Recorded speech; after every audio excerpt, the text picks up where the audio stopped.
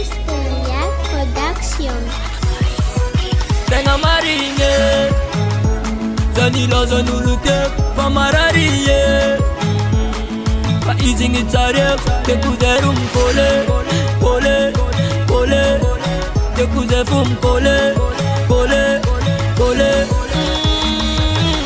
Losi tsufe kono Tivita pratia koto Foku jabi mafana tumalolo Tisanoza tsanga bulo Ale Ale Coupe Tisanoza timilaminge Mafe Marare Zangira tenga maringe Nanjabu ngutita ita Chakuneza na eza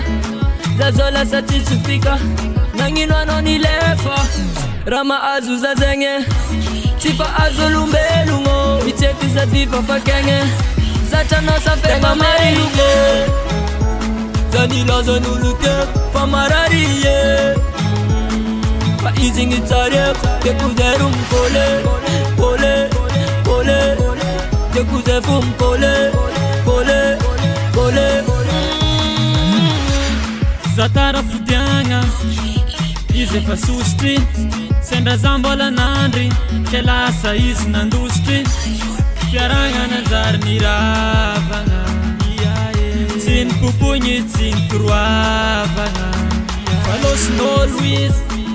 Fats no damnyavanga Zatuntut izi falos Lasinga jabi vola njiro Valera vola jabi li fanta Kala ivanga modo inanta Ni bom chitanari Za sharonga Tenga maringe Zanila zanulute Famarariye Fa izingi tsarek Tekuzerum kole Kole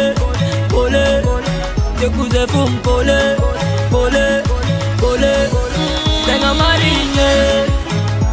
Zanila zanulute Famarariye